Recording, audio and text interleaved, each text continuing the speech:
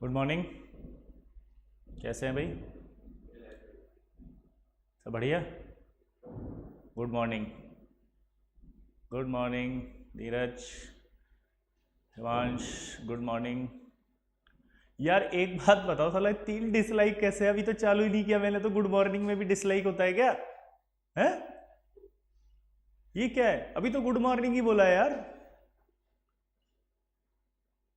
Good morning में 3 dislike. मैं good morning नहीं बोलूंगा अगली क्लास से। गीता पांडे जी गुड मॉर्निंग प्यारे बेटा जी, आपको भी। शिवाजी द बॉस अति उत्तम एंड यू सर। हद है यार, ये तो कोई खुन्नस निकालते हैं ऐसे ही। वो देखो डिसलाइक बढ़ गए, 6 हो गए। वेरी गुड, बढ़ाओ बेटा बढ़ाओ, बढ़िया है। पद्माक्ष प्रणाम सर। पद्माक्ष जी आपको भी बहुत बहुत धन्यवाद प्रणाम करने के लिए। जय Hind sir. Mukesh Kumar ji good morning. Devansh Upadhyay, बसंत गुड मॉर्निंग। बसंत गुड मॉर्निंग। जल्दी जल्दी शुरू करो भाई, आगे पढ़ाएंगे फिर। भव्यदीप सिंह गुड मॉर्निंग। अमल गोयल नमस्ते। नमस्ते सर। पप्पू कुमार जी कैसे हैं आप? पप्पू जी सब ठीक हैं घर में? घर से बाहर मत निकलिएगा, ठीक है? अपना ध्यान रखिएगा। Tanishq good morning. राजीव शर्मा, अथर्व, सबको good morning. Kaustubh good morning. Utkarsh Prabhat, Virat Yadav, सब गुड मॉर्निंग।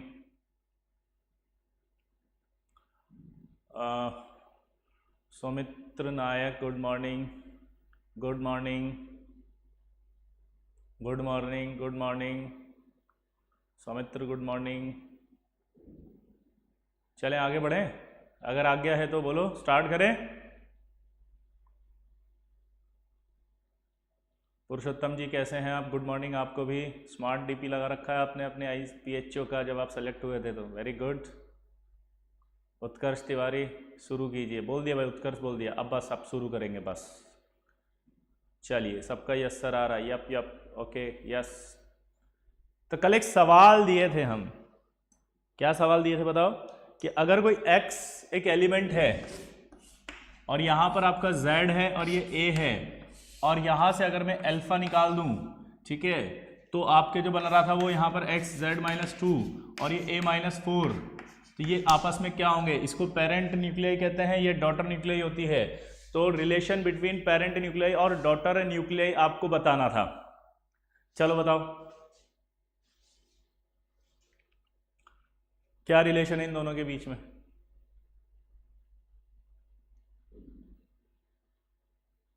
प्रियांश माथुर बोलते हैं कि आइसोडायाफर है। रोहित बोलते हैं आइसोडायाफर है। मनोज मिश्रा बोलते हैं ये नहीं हुआ मुझसे। अरे बाप रे मनोज जी, अभी आपको बताते हैं क्यों नहीं हुआ, ठीक है? आइसोडायाफर आइसोटॉप्स। रोहन चौधरी बोलते हैं आइसोटॉप्स हैं। सोमोली बोलती हैं आइसोडायाफर हैं। ये एक बार किया भी था कि नहीं किया कल घर पे, कि भूल गए साहब? उन्होंने कि ऑनलाइन क्लास है सर, डांटेंगे भी नहीं, होमवर्क भी चेक नहीं करते हैं, तो फिर क्या दिक्कत है? आराम से होमवर्क करो या मत करो, अपना टाइम आएगा। आज आ गया अपना टाइम जब टीचर चाह के भी कुछ नहीं कर सकता।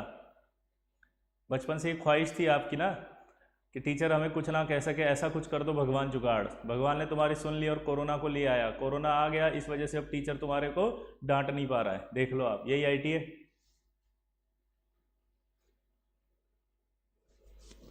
आइसोडायाफर वैशाली जी बोल रही हैं, बट नॉट आइसोटॉप।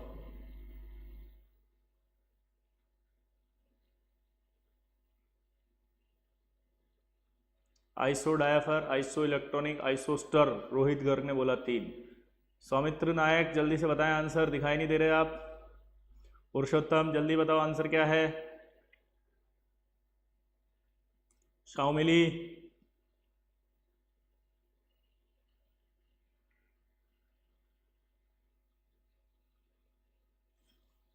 अच्छा आइसोडायाफर क्या होता है आपको पता है? आइसोडायाफर वो होता है जिसमें n-p वैल्यू सेम होती है या a-2z वैल्यू सेम होती है। तो जरा इसको देखें अगर अपन, तो इसके अंदर क्या आएगा? a-2z वैल्यू सेम होती है। इन दोनों को निकालेंगे अगर आप, तो आपको पता चल जाएगा कि एक दूसरे के आइसोडायाफर हैं। क्या पता चलेगा बताओ? ये एक दूसरे के आइसोडायाफर हैं। क्लियर? जब आप इसको सॉल्व करेंगे तो। और अल्फा का मतलब मैंने बता दिया था 2He4। ठीक है, तो आप घर जाके इसको ट्राई करना, जिसको नहीं किया था जिसने, और जिसने किया था उसको समझ में आ गया कि एक दूसरे के आइसोडायाफर हैं।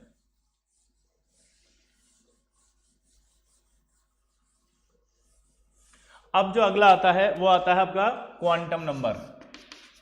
अब सवाल ये आता है कि क्वांटम नंबर क्या होता है। तो जरा सुन लो, जैसे आपसे मैं कभी क्वेश्चन पूछूं, अगर आप अमेरिका में हैं और मैं आपसे एक सवाल पूछूं कि आप कहां रहते हैं, तो आप बोलेंगे इंडिया में।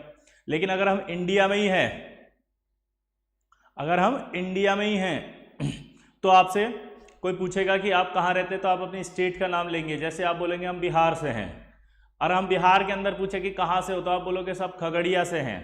खगड़िया के अंदर पूछेंगे तो आप अपना गली मोहल्ला बोल देंगे कि सर ये मकान में रहते हैं, गली के अंदर, वो देखिए वो पगडंडी के उधर जो साइड में गली जाता है, उसके बाद जो लेफ्ट से जाएंगे तो राइट से मुड़ेंगे, और राइट से मुड़ करके टेढ़ा जाके इधर जाएंगे तो दायां मकान हमरा है। तो मकान हमरा है, इसका मतलब आपका एक आइडेंटिफिकेशन पता चल गया। इसी तरह से जो इलेक्ट्रॉन होता है, उस इलेक्ट्रॉन को आइडेंटिफाई करने के लिए कुछ नंबर्स की जरूरत पड़ती है, उन नंबर्स को हम क्वांटम नंबर कहते हैं। इलेक्ट्रॉन को आइडेंटिफाई करने के लिए जिन नंबर्स की जरूरत होती है, उन नंबर्स को हम क्या कहते हैं? Quantum number. इलेक्ट्रॉन के साथ हम ऑर्बिटल को भी आइडेंटिफाई कर सकते हैं क्वांटम नंबर की हेल्प से। तो क्या समझ में आया कि क्वांटम नंबर ऐसे नंबर्स होते हैं जिससे इलेक्ट्रॉन को आइडेंटिफाई किया जाता है, ऑर्बिटल को आइडेंटिफाई किया जाता है।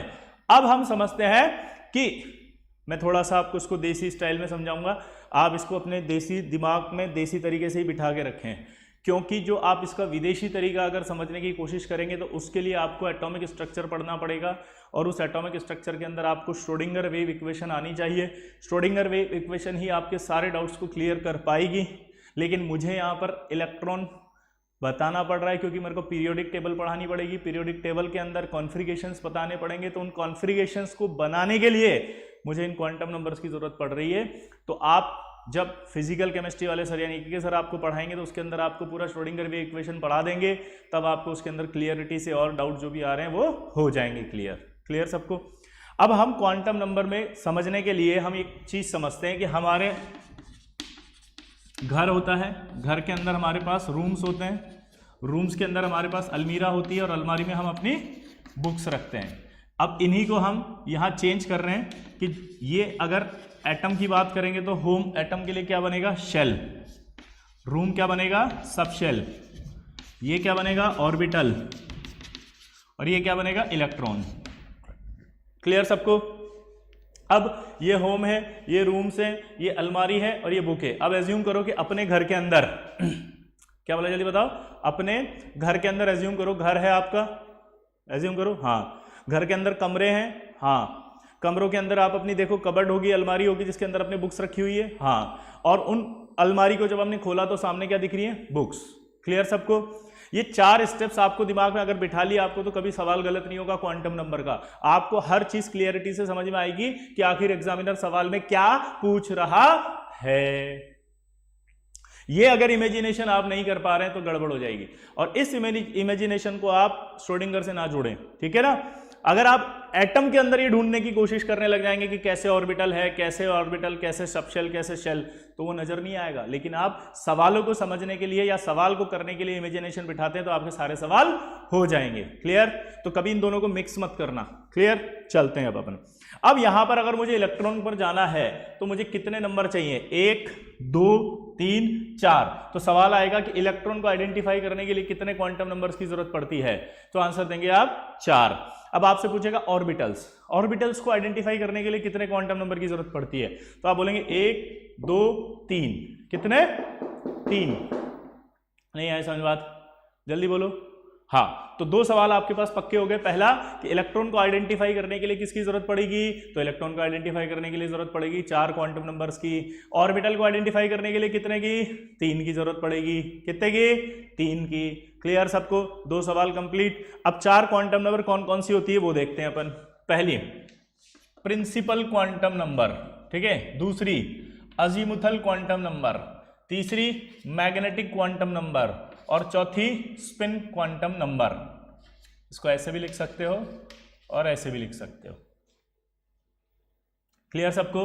चलो बोलो दोबारा से, कितनी क्वांटम नंबर होती हैं? पहली प्रिंसिपल क्वांटम नंबर, दूसरी अजीमुथल क्वांटम नंबर, तीसरी मैग्नेटिक क्वांटम नंबर और चौथी spin quantum number. Clear? Simple है। पहला सवाल, ऑर्बिटल वर्ड आ रहा है, होता क्या है? कुछ नहीं होता, जहां पर इलेक्ट्रॉन पाए जाने की मैक्सिमम प्रोबेबिलिटी पाई जाती है उसे ऑर्बिटल कहा जाता है। ऑर्बिटल किसे कहते हैं बताओ? जहां इलेक्ट्रॉन पाए जाने की मैक्सिमम प्रोबेबिलिटी होती है उसे क्या कहा जाता है? ऑर्बिटल। ठीक, चलो अब सवाल पूछ रहा है आपसे। पहला, इसकी खोज किसने की थी? प्रिंसिपल क्वांटम नंबर की खोज किसने की थी? चलो बताओ आंसर फटाफट।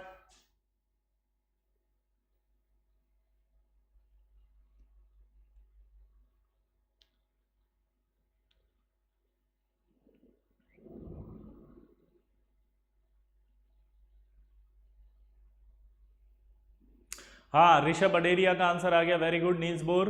पद्माक्ष का भी आ गया, Bohr Bohr Bohr Bohr Bohr, very good, answer सही है। पुरुषोत्तम का भी बोर। गुणित का भी सही है, गुणित श्रीवास्तव, वेरी गुड, बोर। ठीक है, बोर है लेकिन बोर मत होना, ठीक है। नील्स बोर ने खोजा था इसको। चलिए बताए, इसको अजीमुथल क्वांटम नंबर की खोज किसने की थी? जल्दी बताएं।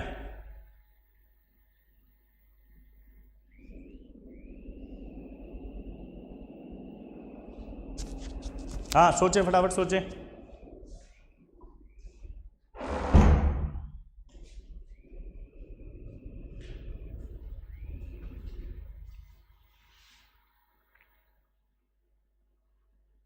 सोहन, श्री, समंथ, रमेश, रोने लग गए भाई। ये तो official.com गलत है।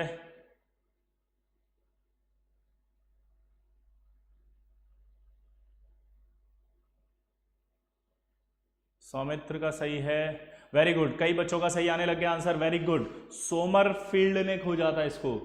चंद्र कुमार किसने खोजा था? सोमरफील्ड। किसने?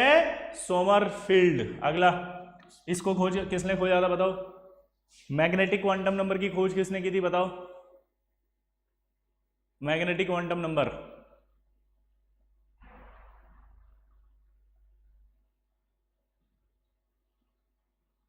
यस, कौस्तुभ ने बिल्कुल सही बताया, विद्या वर्मा ने भी सही बताया। हर्ष डांगा, एक बार फिर से बता दो। I am late. अबे वीडियो जो आया है उसको वापस सुनना। I am late, very good बेटा, तुम तो बहुत महान हो। पुरुषोत्तम गलत आंसर। गुणित का सही है, यस। जीमान एंड लिंडे दो ने खोजा था इसको, ठीक है। और स्पिन क्वांटम नंबर जो है वो आपके एक फ्री क्वांटम नंबर है जो स्पिन को बताएगी, ठीक है। अब अगला सवाल आपसे पूछेगा कि जो प्रिंसिपल क्वांटम नंबर के अलावा अजीमुथल क्वांटम नंबर है,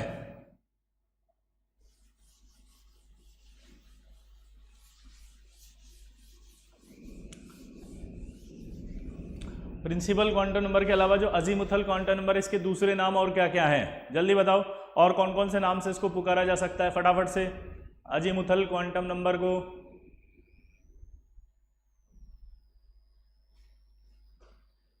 चलिए आंसर बताएं फटाफट।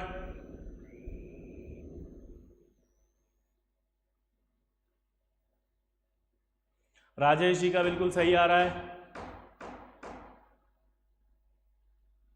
सौमित्र का, भावेश माथुर सही,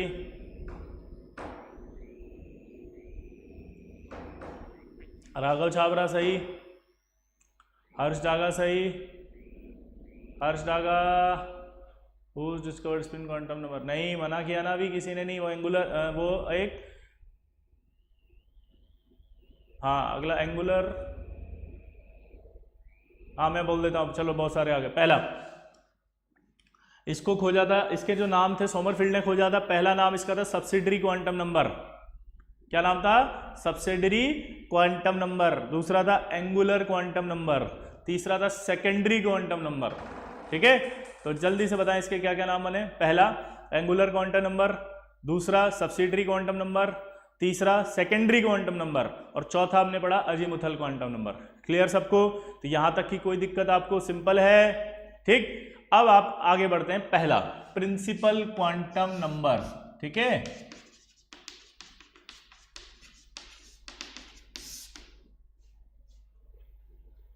प्रिंसिपल क्वांटम नंबर जो होती है वो क्या बताती है, जरा समझना। जैसे ये एटम है,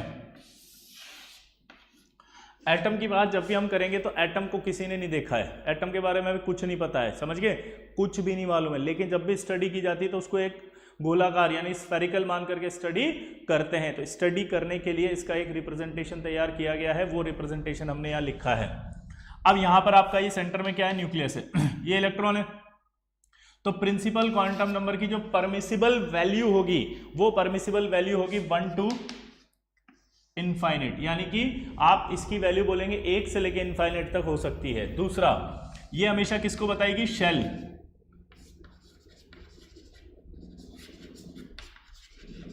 एनर्जी लेवल या ऑर्बिट,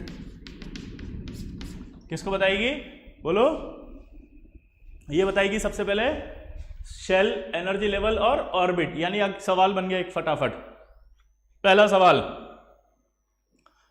सवाल ये होगा कि शेल, एनर्जी लेवल और ऑर्बिट कितने हो सकते हैं एक एटम में, यानी एक एटम में कितने पॉसिबल शेल हैं। तो आप बोलेंगे इनफाइनाइट, क्योंकि ये शेल को बताती है।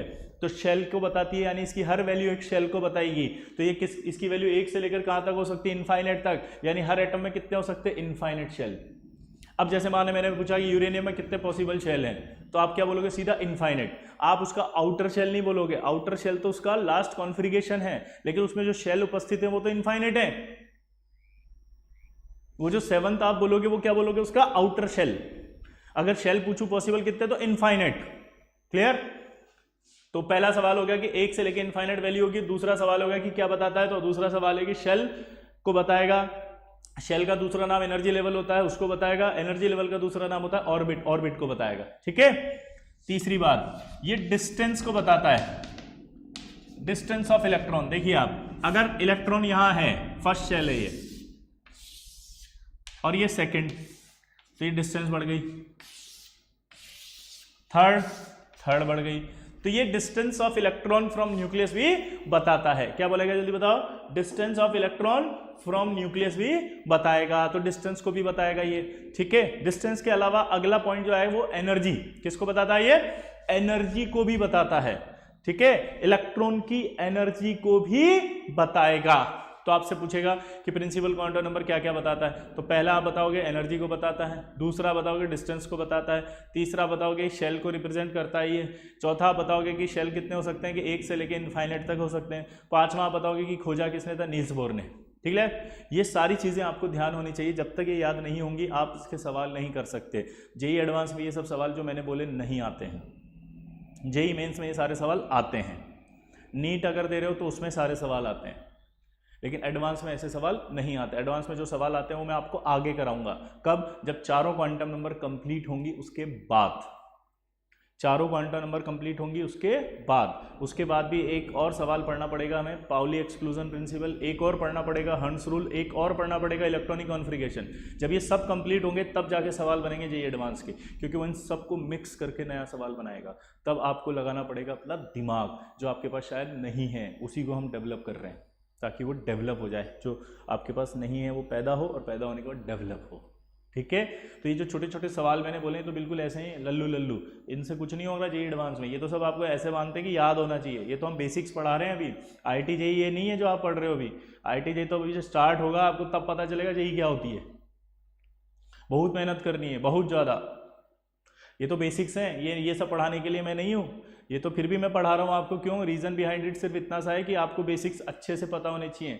एक भी लाइन इसमें से गलत पता हुई तो आपका एडवांस का सवाल गलत हो जाएगा, क्योंकि वो लॉजिक लग रहा होगा वहाँ पे सवाल में।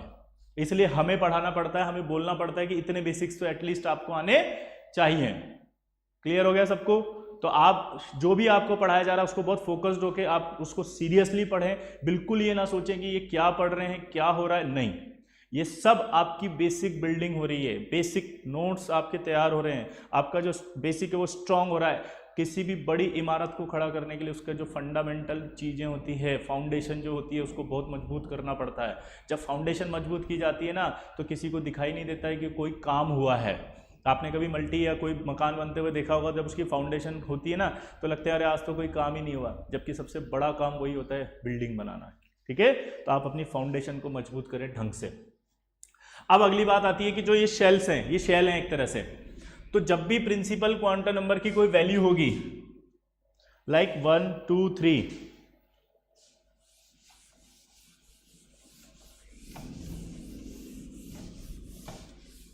तो उसके हर वैल्यू के लिए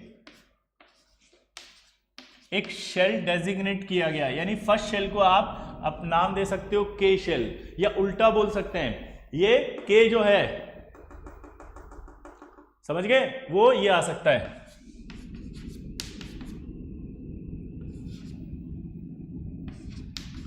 ऐसे चलते जाएंगे ये। ठीक है, अब जैसे आपसे सवाल पूछेगा कि फर्स्ट शेल को क्या बोलते हैं, तो आप बोलोगे कि यार फर्स्ट शेल जो होता है उसको के से बोला जाता है। उल्टा बोल दिया, के लिख दिया, और ये सब कैपिटल में है, एक भी स्मॉल में नहीं है, ध्यान रखना सारे कैपिटल में है। ठीक है, कैपिटल, क्या बोला।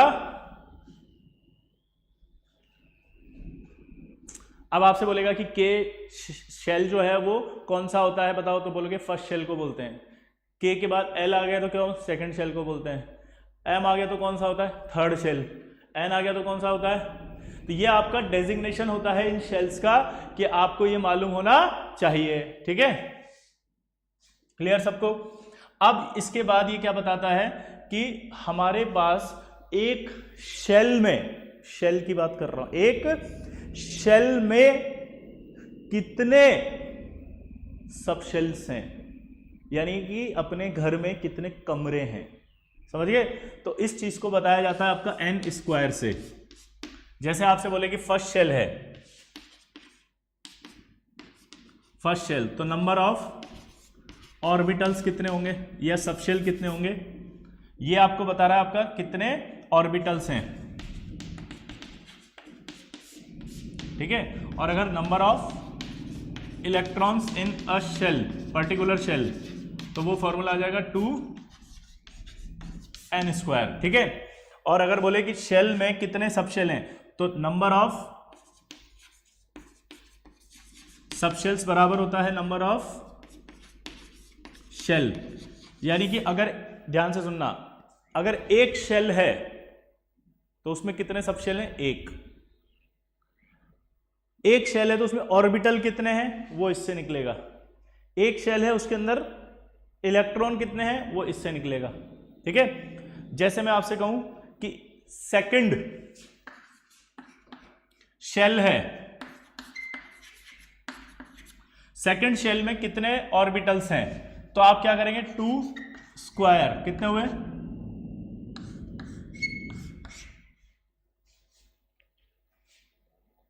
सेकंड शेल में कितने ऑर्बिटल्स हैं, 4, और कितने इलेक्ट्रॉन्स हैं,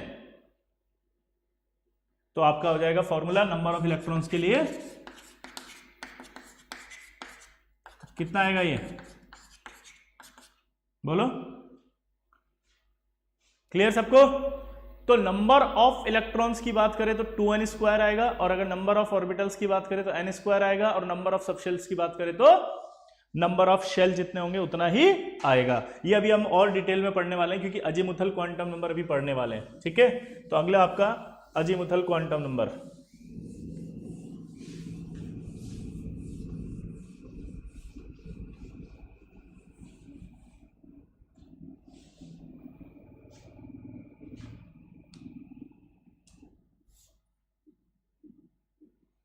इसको L से रिप्रेजेंट करते हैं। इसकी वैल्यू 0 to जो है n-1 होती है, यानी कि अगर n कभी भी इसके बराबर या छोटा नहीं हो सकता ऐसे, यानी L बराबर L आ गया तो ये गलत है, अगर ये बड़ा आ गया तो ये भी गलत है, कभी नहीं हो सकता। ऑलवेज n ग्रेटर ही होगा L से। इसको ऐसे समझो आप, अपना जो घर होता है, घर क्या वो कमरे से बड़ा होता है? हाँ। क्या कमरा घर से बड़ा होता है? अपने घर में जो कमरा है क्या वो घर से बड़ा हो सकता है? कभी नहीं हो सकता। इसका मतलब कि n जो होता है वो तो घर को बता रहा था, होम, एल जो था वो कमरों को बता रहा था, तो कमरा कभी भी घर से बड़ा नहीं हो सकता, यानी एल कभी भी, जल्दी बोलो, कभी भी एन से बड़ा नहीं हो सकता, ये ध्यान रहेगा, इंपॉर्टेंट चीज है। और इसकी वैल्यू 0 to n-1 होती है। क्लियर? ये जो होती है वो सबशेल्स को बताती है। किसको बताती है? सबशेल्स या सब एनर्जी लेवल। ठीक है, सबशेल्स को बताती है, सब एनर्जी लेवल को बताती है। क्लियर? सबशेल्स या सब एनर्जी लेवल को बताती है। क्लियर सबको? सेकंड, थर्ड, ये जो होती है वो energy of orbital within a shell भी बताती है। यानी कि अगर आप देखें तो इसके अंदर सबशेल्स की बात करेंगे, ठीक है, इसके अंदर ऑर्बिटल्स की बात आएगी, तो कैसे बताया जाता है वो बताता हूं कि इसकी ईच वैल्यू एक सबशेल को बताएगी। जैसे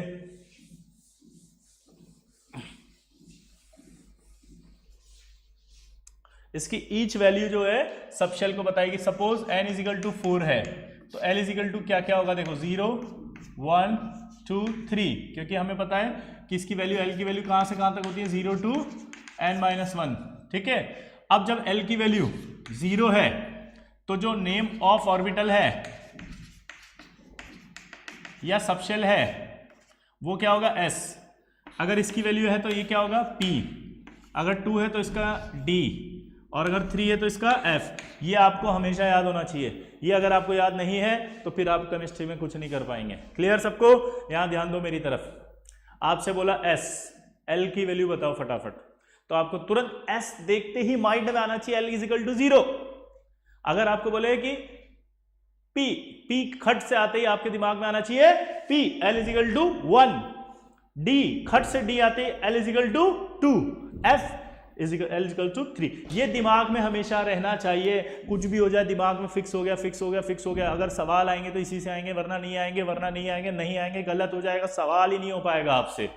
आप सोचते रहोगे इसको कैसे सोचते हैं, तो इसके सोचने के लिए दिमाग में फिट होना चाहिए आपके। अब ठीक, इसके बाद जो आपसे बात करें तो SPD के जो नाम थे वो किससे बताए थे? शार्प, प्रिंसिपल, डिफ्यूज्ड और फंडामेंटल। ठीक है, ये लैटिन भाषा के नाम है। इनका फर्स्ट लेटर लिया गया है, ये देखो SPDF। ठीक है, लैटिन भाषा के। और ये जो S होता है वो स्फेरिकल होता है, ये जो P होता है वो डंबल शेप होता है, D जो होता है वो डबल डंबल होता है, और F की कॉम्प्लेक्स स्ट्रक्चर होती है। ठीक है, दोबारा से देखें, S क्या होता है? स्फेरिकल। ये क्या होता है? डंबल। ये क्या होता है? Double dumbbell. और ये क्या होता है? कॉम्प्लेक्स। आराम से दोबारा से समझेंगे। S के बारे में अगर कभी बोले तो S कैसा होगा? स्फेरिकल। P बोले तो कैसा होगा? डंबल। ठीक है, ये कैसा होगा? Double dumbbell. और ये कैसा होगा? कॉम्प्लेक्स। क्लियर? ये टेबल आपके दिमाग में फिट हो जानी चाहिए। अगर ये टेबल आपके दिमाग में फिट है तो आपका कोई सवाल गलत नहीं होगा क्वांटम नंबर से। क्लियर? क्लियर? हाँ या ना? ये नेम ऑफ ऑर्बिटल्स बोलो या सबशेल बोलो, एक ही बात है। ठीक है ना? ये नेम ऑफ ऑर्बिटल, क्योंकि ऑर्बिटल्स भी इन्हीं के नाम आते हैं, सबशेल भी इन्हीं के नाम आते हैं, लेकिन इसको क्लियरली अगर बोले तो सबशेल होगा। ठीक है, क्लियर सबको? आगे देखो,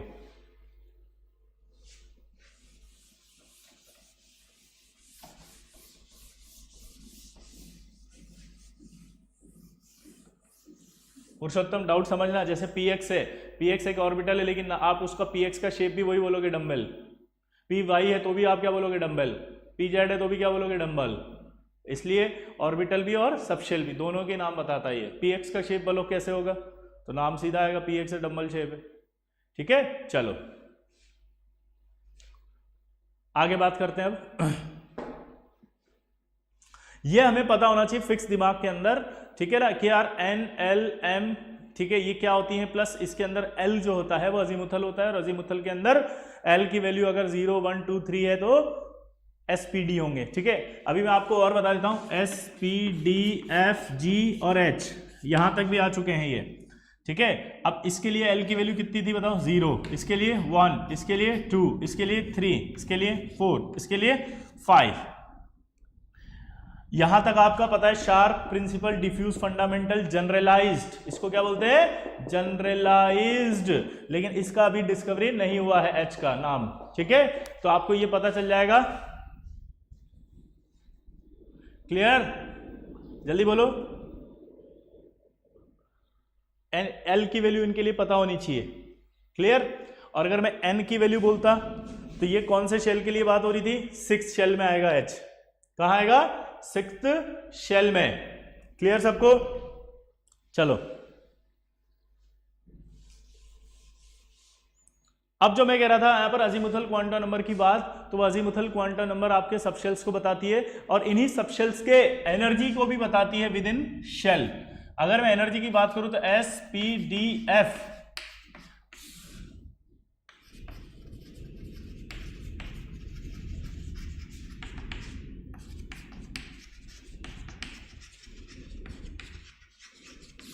पर्टिकुलर शेल के अंदर बात कर रहा है वो, तो पर्टिकुलर शेल के अंदर जो एनर्जी आएगी इनकी, वो आपकी एनर्जी क्या आएगी, बोलो। पर्टिकुलर शेल में जो एनर्जी है वो क्या आएगी बताओ, SPDF, क्या आएगी जल्दी बताओ, SPDF। तो इसकी एनर्जी सबसे ज्यादा, जल्दी बताओ, बोलो, F की। अब एक और होता है क्लोजनेस टुवर्ड्स न्यूक्लियस। अगर हम ये पूछें कि सबसे ज्यादा जो है वो क्लोजनेस किसकी होगी, तो क्लोजनेस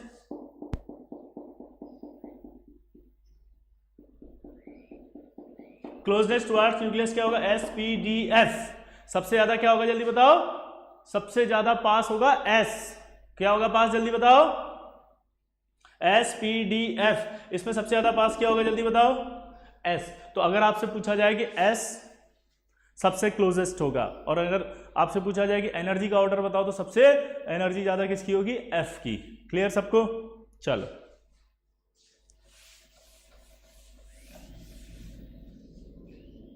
क्लियर सबको।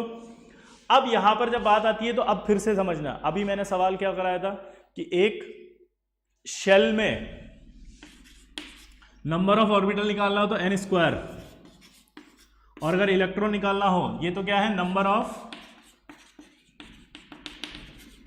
ऑर्बिटल्स इन अ शेल, ठीक है। ये क्या था, number of electrons in a shell, ठीक है।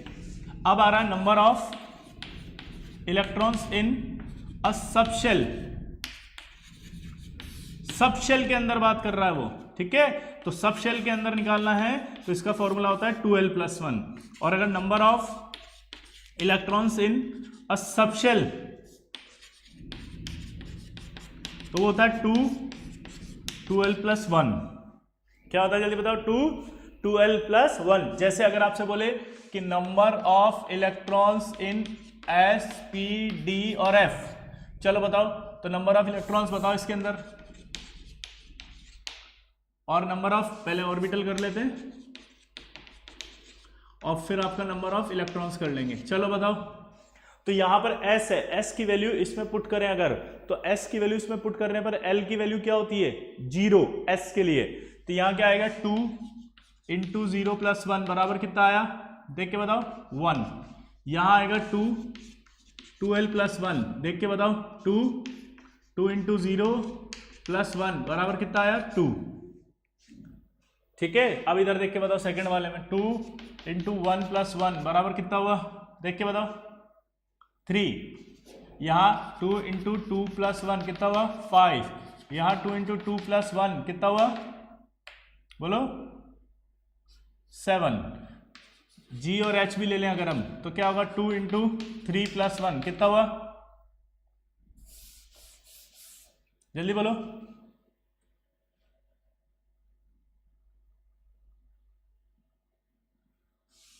यहां 3 था, सॉरी, 0 1 2 3 7, यहां 4 आएगा, 9। यहां क्या आएगा, 2 × 5+1 कितना हुआ, 11। तो ये तो आ गए इनके अंदर नंबर ऑफ ऑर्बिटल्स। यानी आपसे अगर सवाल पूछा जाए कि G सबशेल में कितने ऑर्बिटल्स हैं, तो आप बोलेंगे 9। आपसे बोले H सबशेल में H सबशेल में कितने ऑर्बिटल्स हैं, तो आप बोलेंगे 11। अब नंबर ऑफ इलेक्ट्रॉन्स की बात कर लो, तो ऐसा नहीं लग रहा जस्ट डबल हो जाते हैं, क्योंकि यहाँ 2 मल्टीप्लाई करना है बस, तो यानी एक ऑर्बिटल में मैक्सिमम 2 इलेक्ट्रॉन रहते हैं। ये क्लियर हो गया यहाँ तक, क्योंकि डबल हो रहा है जस्ट, तो इनके डबल कर दो जस्ट। ये तो इसका था पहले वाले का, ऊपर सॉल्व करेंगे तो 2l की जगह 0 किया था मैंने, और 0 इंटू 0 + 1 किया तो कितना आया था 1। यहाँ अब इसका मल्टीप्लाई करो 6, 10, 14, 18 और 22, तो ये इलेक्ट्रॉन्स आ गए। तो अब ये सारे सवाल बन रहे हैं आपके, क्या सवाल बने जल्दी बताओ, जल्दी बताओ। पहला कि s ऑर्बिटल में मैक्सिमम कितने इलेक्ट्रॉन रहेंगे, तो आप बोलेंगे साहब मैक्सिमम इलेक्ट्रॉन कितने रहेंगे 2, ठीक है। मैक्सिमम इलेक्ट्रॉन कितने रहेंगे भाई 2, और ऑर्बिटल कितना होगा 1। p में कितने मैक्सिमम नंबर ऑफ इलेक्ट्रॉन्स होंगे 6, d में मैक्सिमम इलेक्ट्रॉन कितने होंगे 10, ठीक है। f में मैक्सिमम कितने होंगे 14, g में कितने होंगे 18, और h में कितने होंगे 22। तो ये आपके नंबर ऑफ इलेक्ट्रॉन्स देखना आ जाएगा। क्लियर सबको, सिंपल है। तो यहां पर आपको सब समझ में आ गया कि यार नंबर ऑफ इलेक्ट्रॉन कैसे देखते हैं, नंबर ऑफ शेल्स में और नंबर ऑफ सब शेल्स में, ठीक है। ये तो नंबर ऑफ क्या थे शेल्स का मैंने बताया था, और ये क्या बताया मैंने नंबर ऑफ सब शेल्स का, ठीक। चलो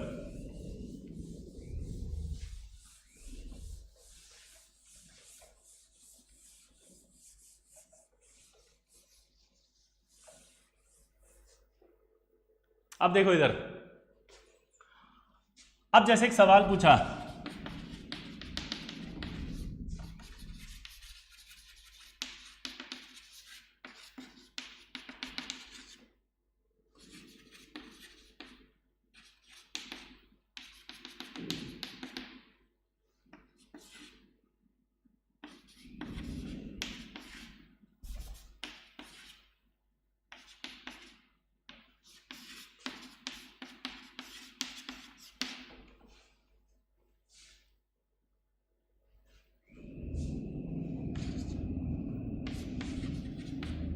चलो बताओ। अभिज्ञान जोशी, बेटा अगर अभिज्ञान जोशी की मैं बात करूं तो शायद वो इंदौर का था, इंदौर से आया था। एलन में मैंने उसको पढ़ाया था, जब मैं एलन में एचओडी था तब उसका सिलेक्शन हुआ था, और अभिज्ञान जोशी अभी आईआईटी के अंदर है, ठीक है। अभी मेरे सवाल का आंसर दो पहले फटाफट, चलो। हाँ नेरोडेक्स, थैंक यू बेटा। अब सवाल का भी जवाब दो फटाफट, ठीक है।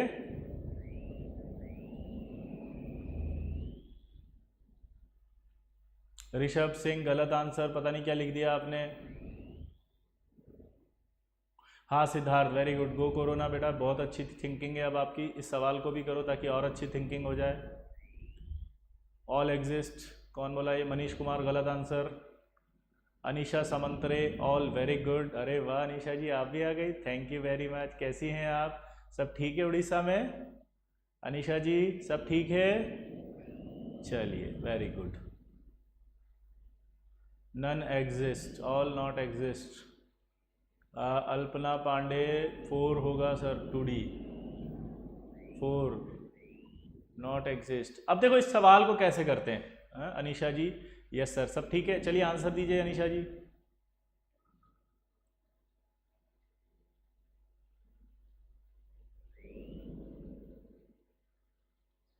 देखो इसको कैसे करते हैं, पहले तो ये समझे, इसको समझना एक बार। जब कभी ऐसे लिखा हो आगे ये, तो जब भी किसी ऑर्बिटल के आगे ऐसे लिखा हो तो ये प्रिंसिपल क्वांटम नंबर को बताएगा। किसको बताएगा? प्रिंसिपल।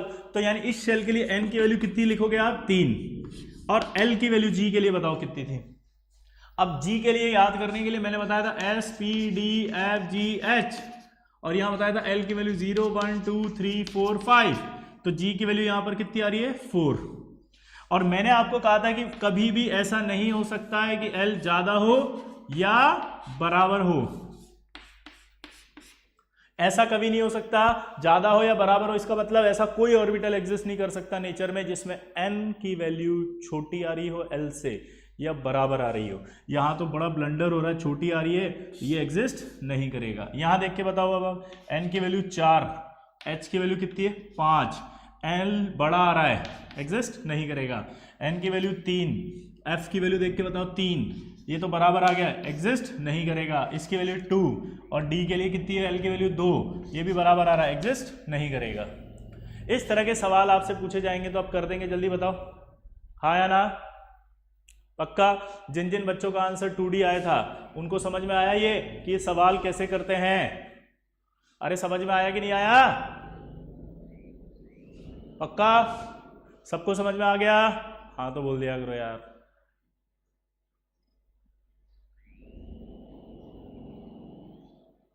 चलिए वेरी गुड।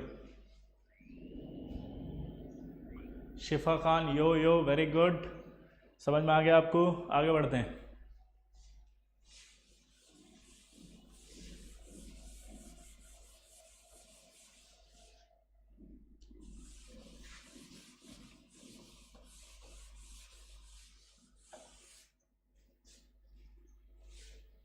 क्लियर? अगला आता है m। m जो होता है वो प्रिंसिपल क्वांटम नंबर के बाद अगला जो आया था अजीमुथल, अजीमुथल के बाद अगला आया कौन सा? Magnetic quantum number. Magnetic quantum number हो तो मैग्नेटिक क्वांटम नंबर जो होता है वो हमेशा L पर डिपेंड करेगा। जैसे L था वो किस पर डिपेंड कर रहा था? N पर, क्योंकि कमरा तभी होगा जब घर होगा। तो M L पर डिपेंड करता है और इसकी जो वैल्यू होती है वो इंटीग्रल वैल्यू होती है, integer value 0 to -L2 plus L including 0, 0 भी आएगा। ठीक है, जैसे अगर मैं आपसे कहूं यहां पर, और ईच वैल्यू ऑफ m की हर एक वैल्यू वो किसको बताएगी? ऑर्बिटल को, ऑर्बिटल को, ऑर्बिटल को, हर वैल्यू ऑर्बिटल का नाम देगी कि कितने ऑर्बिटल्स हैं। ठीक है, प्लस जो ऑर्बिटल्स होते हैं वो स्पेस में अरेंज्ड होते हैं, इसको बोलते हैं ओरिएंटेशन ऑफ ऑर्बिटल्स। जब ऑर्बिटल हम पढ़ेंगे तो मैं इनका अरेंजमेंट भी बता दूंगा। ठीक है, तो स्पेस में आपके होते हैं ये, और उसको कहा जाता है स्पेस में जब ये रहते हैं तो ओरिएंटेशन। क्या कहते हैं उसको? ओरिएंटेशन। तो आपसे पूछेगा पहला कि बताओ m क्या बताता है, तो आप आंसर देंगे कि m L पर डिपेंड करता है, इसकी वैल्यू होती है -L से +L इंक्लूडिंग 0। अगला जो आता है कि m जो होता है वो क्या बताता है? वो नंबर ऑफ ऑर्बिटल्स को बताता है, हर वैल्यू एक ऑर्बिटल का नंबर बताएगी, प्लस उसके ओरिएंटेशन को बताएगा। ठीक है, m क्या बताएगा? Orientation of orbitals. जैसे मैं आपको बताता हूं कि अगर मान लीजिए L की वैल्यू 0 है तो m की वैल्यू कितनी हुई? 0। ठीक है, L की वैल्यू 1 हुई तो यहां से देख के बताओ m की वैल्यू क्या हुई? -1, 0, +1। ठीक है, अब जो ऑर्बिटल्स की बात हम कर रहे हैं तो अगर 0 होगा तो s ऑर्बिटल, और अगर ये 3 वैल्यू है तो हमारे पास 3 ऑर्बिटल आएंगे, px, py, pz। ठीक है, अगर मैं 2 लेता हूं तो जो वैल्यू होगी -2, -1, 0, +1 और +2, और d जो होंगे वो dxy, dyz, dzx, dx² - y² और dz² होंगे। ठीक है, और अगर हम 3 की वैल्यू लेंगे -3, -2, -1, 0, +1, +2, +3, और जो स्ट्रक्चर्स होंगी वो इनकी कॉम्प्लेक्स स्ट्रक्चर होंगी, वो हम डिफाइंड नहीं करते क्योंकि हमारे सिलेबस में नहीं है। क्लियर? सिंपल है।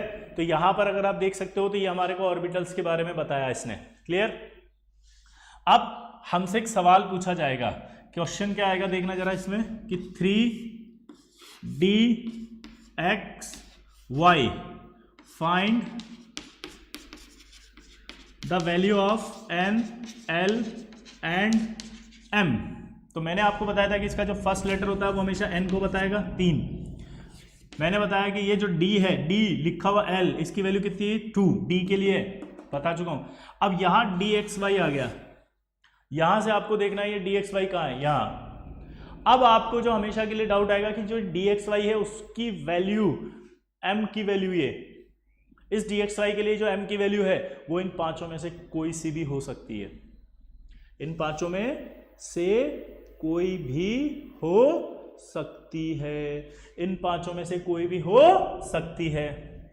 अब देखो ध्यान से, यहां पर अगर आप देखो dxy yz zx dx² dz², आप मान कुछ भी लिख दो यहां पर चाहे तो, m की वैल्यू -2, ठीक है, कोई फर्क नहीं पड़ रहा इससे।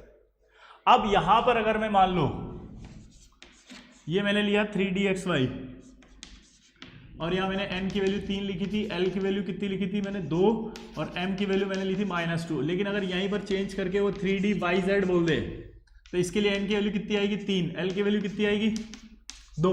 अब m की वैल्यू चूंकि इसके लिए आप -2 ले चुके हो, तो क्या इसके लिए -2 ले सकता हूं अब इन पांचों में से? नहीं। अब आप कोई और कोई सी भी लिख सकते हो। क्लियर? जैसे मान लो मैंने कहा 3dz², तो यहां n की वैल्यू कितनी आएगी 3, l की वैल्यू 2, m की वैल्यू, अब चूंकि -2 ले सकता हूं, -1 ले चुका हूं, तो अब यहां क्या लूं? यहां कुछ भी ले सकते हो आप, यहां ले लो आप मान लो +1। अब आपको देखो जो चीज आपने शायद गलत पढ़ी है या आपको पता है गलत या आपने कहीं पर मिसकंसेप्शन आपके माइंड में, तो मैं उसको दूर करता हूं। वो ये कि z के लिए आपको बताया गया होगा कि 0 होती है वैल्यू, जैसे pz के लिए आपको बताया गया होगा कि m की वैल्यू 0 होती है। तो ये मिसकंसेप्शन यहां हटा दें, इन पांचों में से कोई सी भी वैल्यू किसी भी ऑर्बिटल की हो सकती है। ये 5 ऑर्बिटल दिख रहे हैं, इनमें से इनकी वैल्यू इन 5 में से कोई सी भी रख सकते हो आप। क्या बोला मैंने बताओ? ये जो 5 ऑर्बिटल हैं, इन 5 ऑर्बिटल में से ये आप कोई सी भी वैल्यू पुट कर सकते हो इन पांचों की। क्या बोला जल्दी बताओ? इन 5 में से कोई सी भी वैल्यू पुट कर सकते हो इन पांचों की। क्लियर सबको? आया ना? बोलो। अच्छा, इसी तरह से ये जो 3 दिख रहे हैं ना, pxy pz, इनमें से भी इन तीनों की कोई सी भी वैल्यू पुट कर सकते हो इनमें से। देखो आप, मैंने पुट कर दिया। क्लियर सबको? तो इस तरह से आपसे इनसे पूछा जाएगा। अब इसमें एक बहुत इंपॉर्टेंट सवाल आता है कि डीजनरेट ऑर्बिटल्स क्या होते हैं। क्या सवाल है बताओ? डीजनरेट ऑर्बिटल्स क्या होते हैं? तो देखो जरा,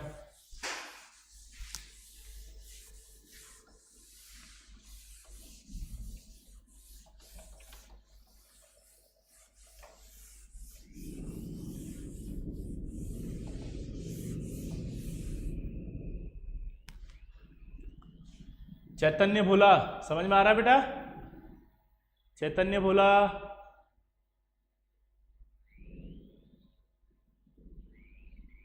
कोई सी भी वैल्यू ले सकते हैं। राघव छाबरा कह रहा कौन सी वैल्यू कब ले? कोई सी वैल्यू कभी भी ले लो आप, तो इन पांचों में से कोई भी वैल्यू ले लो, ठीक है। अब देखो,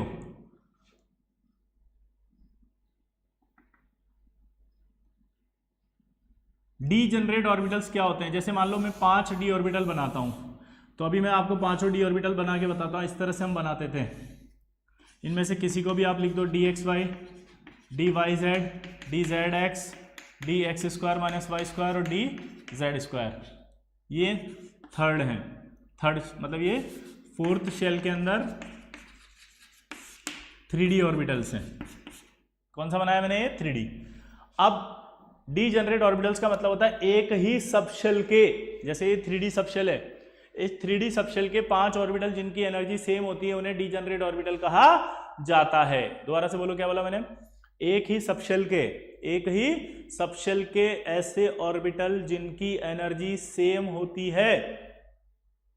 दोबारा बोलो, एक ही सबशेल के ऐसे ऑर्बिटल जिनकी एनर्जी सेम होती है उन्हें डीजनरेट ऑर्बिटल्स कहा जाता है। दोबारा से बोलो, एक ही सबशेल के ऐसे ऑर्बिटल जिनकी एनर्जी सेम होती है उन्हें क्या कहा जाता है? Degenerate orbitals. तो क्या ये डीजनरेट ऑर्बिटल्स हैं? हाँ है। इसको ऐसे भी बोल सकते हैं अपन कि ऐसे ऑर्बिटल जिसमें n and l value same आ जाए। जैसे आपसे बोलेगा 3dx² - y² और 3dxy, अगर n और l की वैल्यू 2 ऑर्बिटल्स के लिए सेम आ जाए, बट m वैल्यू डिफरेंट हो, वो डीजनरेट ऑर्बिटल्स कहलाते हैं। जैसे यहां n की वैल्यू 3 आई, l की वैल्यू कितनी आई? 2। यहां n की वैल्यू क्या आई? 3, L की वैल्यू क्या है 2। अब M की वैल्यू रखो आप, M की वैल्यू यहाँ -2 अगर मान ली तो -2 के अलावा यहाँ माननी पड़ेगी, तो यहाँ पर 2 मानना पड़ेगा सपोज। तो यह M की वैल्यू डिफरेंट हुई नहीं हुई? तो ऐसे ऑर्बिटल जिनके लिए N की वैल्यू आपस में सेम आए, L की वैल्यू आपस में सेम है, N और L की वैल्यू सेम नहीं होती कभी भी। हम किसकी बात कर रहे हैं यहाँ? दो ऑर्बिटल्स के N सेम, दो ऑर्बिटल के L सेम। N और L सेम नहीं बोल रहा हूं, अभी कंफ्यूजन आ जाएगा आपको। आप बोलोगे साला N और L तो अभी मना कर रहे थे कि आप सेम नहीं हो सकते। मैंने कौन से N सेम, L सेम, लेकिन M डिफरेंट अगर आ जाए तो उन दोनों ऑर्बिटल्स को आपस में हम क्या कहते हैं? बोलो क्या कहते हैं उन्हें, जल्दी बोलो। Degenerate orbitals. ठीक है, तो डीजनरेट ऑर्बिटल्स वो होते हैं जिनमें आपस में एक ही सबशेल के ऐसे ऑर्बिटल जिनमें आपस में एनर्जी सेम होती है, उन्हें डीजनरेट ऑर्बिटल्स कहा जाता है। तो डीजनरेट ऑर्बिटल्स क्या होते हैं, फील आ गई। अब इसमें एक खास बात होती है कि ये ऑर्बिटल डीजनरेट तभी रहेंगे जब इनमें एक्सटर्नल इलेक्ट्रिक फील्ड एब्सेंट हो या एक्सटर्नल मैग्नेटिक फील्ड एब्सेंट हो। दोबारा से बोले, ये डीजनरेट कब रहेंगे? जब इनमें एक्सटर्नल मैग्नेटिक फील्ड एब्सेंट हो और एक्सटर्नल इलेक्ट्रिक फील्ड एब्सेंट हो। क्योंकि अगर आपने फील्ड डेवलप कर दिया तो ये इस तरह से स्प्लिट हो जाते हैं। अब इनकी एनर्जी अलग अलग हुई, देखो 3 ऑर्बिटल एक जैसे हो गए, 2 ऑर्बिटल एक जैसे हो गए, और ये आपस में डीजनरेट नहीं है। तो अगर इलेक्ट्रिक फील्ड की प्रेजेंस में ये हटते हैं तो उसे स्टार्क इफेक्ट कहते हैं, टोनी स्टार्क वाला नहीं, स्टार्क। और अगर मैग्नेटिक फील्ड यहां पर लगा दें तो ये अलग अलग हो जाएंगे, इसको जीमन इफेक्ट कहते हैं। क्या कहते हैं? जीमन इफेक्ट। क्या कहते हैं? क्या कहते हैं? जीमन इफेक्ट। तो आपसे बहुत सिंपल सी भाषा में मैंने एक लाइन बोली है, और वो लाइन ये बोली है कि अगर हम इन ऑर्बिटल्स पर मैग्नेटिक फील्ड या इलेक्ट्रिक फील्ड डेवलप कर दें तो ये स्प्लिट हो जाते हैं, और स्प्लिट होते हैं तो इनकी एनर्जी अलग हो जाती है, और इनकी अगर एनर्जी अलग हो जाती है तो फिर इन्हें डीजनरेट नहीं कहते।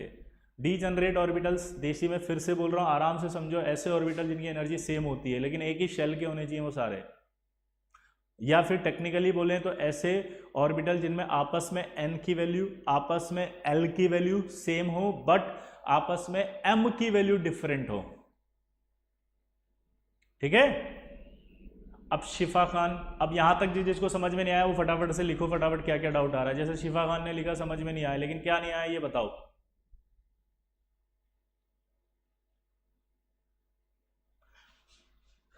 ये ऐसे समझो, फोर्थ शेल है तो n की वैल्यू क्या क्या होगी, 0 1 2 3। क्लियर। तो फोर्थ शेल जब होगा तो n की वैल्यू क्या, l की वैल्यू क्या होती है, 0 2 n-1। तो यानी l हमेशा क्या आया होगा, एक कम d के लिए। तो जब मैं अभी लिखूंगा कॉन्फ़िगरेशन तब आपको समझाऊंगा कि l एक कम आएगा। ठीक है, एक डाउट आपका क्लियर हुआ जो मैंने बोला। अगर मैं फोर्थ शेल लूंगा तो l हमेशा एक कम आएगा, एक कम। तो मैं बता, are orbitals and subshells same thing और डिफरेंट? बेटा डिफरेंट थिंग है। मैं अभी आपको एक टॉपिक पढ़ाऊंगा इसके बाद, जब क्वांटम नंबर खत्म होगी तो ऑर्बिटल्स, उन ऑर्बिटल्स के बारे में आपको फिर मैं एक्सप्लेन करूंगा। वैसे आप समझ सकते हो कि शेल, ये पूरा शेल है, यानी कि आपका कमरा जो है वो है सब शेल, और उस कमरे के अंदर एंटर करो आप तो बहुत सारी अलमारियां जो दिखाई देंगी वो है ऑर्बिटल्स। ये box they are called orbitals, and ये जो लार्ज बॉक्स है पूरा का पूरा एक, that is called subshell. ये डिफरेंट होते हैं। प्लीज थोड़ा धीरे धीरे, मैं पढ़ ही नहीं पा रहा। 3D कौन से शेल में हुआ बेटा, फोर्थ शेल में हुआ। ये हम आपको इलेक्ट्रॉनिक कॉन्फ़िगरेशन में बता देंगे, मनीष कुमार, आपको सब समझ में आ जाएगा। आराम से रुक जाओ अभी। Devansh Gupta, sir instead of 4 it should be 3। नहीं, थर्ड शेल नहीं होगा वो। ठीक है, फोर्थ शेल में ही 3D आएगा, ये मैं आपको बता दूंगा। ठीक है देवांश गुप्ता, बिल्कुल सही है। ठीक है, आपको अभी इलेक्ट्रॉनिक कॉन्फ़िगरेशन समझ में आएगा। दिव्या शर्मा, अरे ऊपर चला गया वो। सर जब अलग होते हैं तो उसको क्या कहते हैं, वो मैं नहीं पढ़ा। अनीशा सावंत को, is it necessary to mention m of orbital same shell and subshell be different? Is it necessary to mention m of orbital, ये आप लिख सकते हैं। ठीक है, सब शेल के अंदर। तो 3dxy से निकले कैसे वैल्यू लिखें, 3dx से nlm की वैल्यू कैसे लिखें, बहुत सिंपल है। n की वैल्यू यहां लिखी थी 3, l की वैल्यू d था, इसकी वजह से 2 लिखा, m की वैल्यू कोई भी ले सकते हैं ना, अभी बताया था -2, -1 0, +1 और +2, इन 5 में से कोई भी वैल्यू रख सकते हो इसको छोड़ के, क्योंकि ये वैल्यू इसके लिए लिख दी अभी आपने, ठीक है। अगर m की वैल्यू भी यार सारे इधर उधर खिसक गए। What are the X Y Z, ये अभी हम बताएंगे आपको ऑर्बिटल्स में। शांभवी, जब हम अगली क्लास में ऑर्बिटल्स के बारे में पढ़ेंगे तो हम बताएंगे। Padmaksh means orbitals are inside shell, yes बिल्कुल। पुरुषोत्तम सर, अगर हमें एग्जांपल लें हाइड्रोजन का तो उसमें तो इनफाइनाइट होते हैं, अभी हम बात करेंगे ये 3D और 3P वाली, अभी मत करो ये पुरुषोत्तम, हम जब n+l रूल पढ़ेंगे तब मैं उसमें एक्सप्लेन करूंगा आपको ये, ठीक है। अभी अपने डाउट को होल्ड रखना पड़ेगा। If m value same then, m value same नहीं हो सकती ना दो ऑर्बिटल की प्रियांश, m वैल्यू सेम नहीं हो सकती, ये देखो कोई भी वैल्यू सेम नहीं है m की, ठीक है।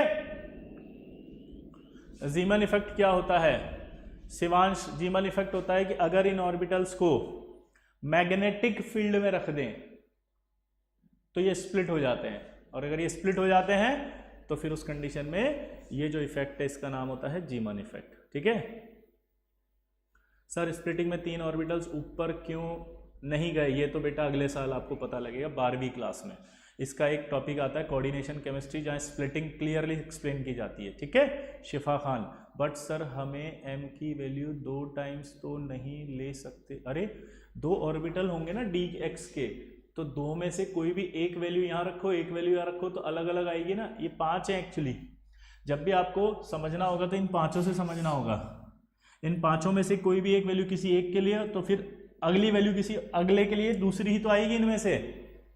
शिफा खान एक बार दोबारा लेक्चर को सुनना प्लीज, है ना, आपको अच्छे से समझ में आएगा। दोबारा समझ के दोबारा पढ़ने की जरूरत है इसको, ठीक है। सर 2 अलग अलग सबशेल के ऑर्बिटल नहीं, कभी नहीं हो सकते, 2 अलग अलग के कभी डिजनरेट नहीं होंगे। स्वयं था star effect please tell. Sir सुनो, जब इसको इलेक्ट्रिक फील्ड में, कभी भी याद रखो इलेक्ट्रिक स्पार्क जो होता है ना, करंट आता है, वो करंट किससे आता है? इलेक्ट्रिसिटी से, तो स्पार्क। तो स्टार्क इफेक्ट कब होगा? जब इलेक्ट्रिक फील्ड में रखेंगे और उसकी वजह से ये अलग अलग होंगे, तो उसे क्या कहेंगे? Stark effect. अरुण यादव, आपको जो भी समझ में नहीं आ रहा प्लीज लिख के दें, और इस लेक्चर को दोबारा सुने अच्छे से। ये लाइन लिखने से कि मुझे समझ में नहीं आ रहा, आप एक कमजोर विद्यार्थी की श्रेणी में आना चाहते हैं क्या? नहीं, आप ये कहोगे सर आज अभी नहीं आया, मैं इस लेक्चर को पूरा सुन के अच्छे से पूरा समझ के फिर अगली क्लास में आपसे डाउट पूछूंगा, ठीक है। दैट इज द स्पिरिट, ये स्पिरिट डेवलप करो आप, आएगा आपको समझ में, क्यों नहीं आएगा? ठीक है, आप इंटेलिजेंट हैं, कोशिश करें, आएगा। सर एक सिंह हो गया। Salman, why these orbital split in जीमन effect, ये तो आपको मैं अगली क्लास मतलब अगले साल जब आएगा कोऑर्डिनेशन केमिस्ट्री एक टॉपिक, उसमें एक्सप्लेन करूंगा कि स्प्लिट क्यों होते हैं। सर ये एक्स वाई वैल्यू कैसे निकाला? मैंने कोई वैल्यू नहीं निकाला, मैंने तो सिर्फ ये वैल्यूज निकाली थी, और इन वैल्यूज में से कोई सी भी एक वैल्यू पुट कर दी थी। आप यहाँ 2 की जगह 1 भी लिख सकते हो, क्योंकि ये सारी वैल्यू डी के लिए है, ठीक है। ये किसके लिए? सारी वैल्यू डी के लिए। सर आप क्रिस्टल फिल स्प्लिटिंग पढ़ा रहे हैं ना? हाँ, अगले साल coordination chemistry. Can we ask doubts in Telegram group? Yes, समझ गए सर। अल्पना पांडे जी का आ गया। अनुराग कुमार, स्टार्क इफेक्ट और जीमन इफेक्ट में डिफरेंस क्या है? डिफरेंस है, स्टार्क इफेक्ट में इलेक्ट्रिक फील्ड लगाया जाता है तब स्प्लिटिंग होती है, और जीमन इफेक्ट में मैग्नेटिक फील्ड लगाया जाता है। अनुराग कुमार, आप वापस से लेक्चर को सुनेंगे आज, ये आपका होमवर्क है। शिफा Khan, got it sir, very good, that's the spirit. अभी देखो, आप थोड़ा सा स्पिरिट आपको रखनी पड़ेगी। स्पिरिट ये रखनी है कि आईटी करनी है साली, और जेई एडवांस ऐसी चीज है कि एक बार में समझ में नहीं आ सकता भाई, आपको 2-2, 3-3 बार आदत डालनी पड़ेगी, तब जाकर ये दिमाग में कॉन्सेप्ट घुसेंगे। अभी तक आपने क्या पढ़ा? आपने नोट्स पढ़े, आपने स्कूल का पढ़ा, आपको स्कूल में जो भी सर ने बताया वो पढ़ लिया, लेकिन यहां पर ऐसा नहीं होता। हर चीज क्लियर होनी चाहिए आपकी, क्योंकि कहां कौन सा कनेक्ट होगा ये हमें नहीं पता चलता। तो आपको एक स्पिरिट रखनी पड़ेगी। लेक्चर समझ में नहीं आया तो साला दोबारा देखो, दोबारा नहीं तो तिबारा देखो। मैंने जितना कंटेंट बोला है वो सब समझ में आएगा, क्योंकि ये कोई आज का नहीं है, वर्षों के गहन अध्ययन से निर्मित है भाई, वर्षों के गहन अध्ययन से। तो ये कंटेंट ऐसा है कि इसमें सब कुछ छुपा हुआ है, सारे आंसर छुपे हुए हैं, कोई डाउट नहीं आएगा, ये क्लियर है लास्ट तक। लेकिन आपको अगर एक बार में समझ में नहीं आया तो ये आप इसको 2 बार 3 बार 4 बार जितनी बार देखना पड़े देखो साला, ठीक है, पर हिम्मत मत हारना। एनर्जी स्प्लिटिंग, एनर्जी वैल्यू निकालना अरे यार ये अभी सलीम राजा तुम है ना 12th या लीडर के हो, इन छोटे छोटे बच्चों को परेशान कर रहे हो कमेंट लिख के। जब न की वैल्यू 3 आती है तो 4, अरे यार मनीष जी मैं आपको जब इलेक्ट्रॉनिक कॉन्फ़िगरेशन पढ़ाऊंगा तब आपको समझ में आएगा कि 4th शेल में 3D ऑर्बिटल होता है, ठीक है। श्रेया गुप्ता सर आप पूरी साल लाइव लोगे क्या? गुणित श्रीवास्तव कहाँ और जेड स्क्वायर कहाँ से आया, ये भी आ गया समझ में आपको। हर्ष अग्रवाल सर क्या सृष्टि, ओके सर वापस से देखना होगा, वेरी गुड, अब जाके सही बोला आपने सृष्टि ने।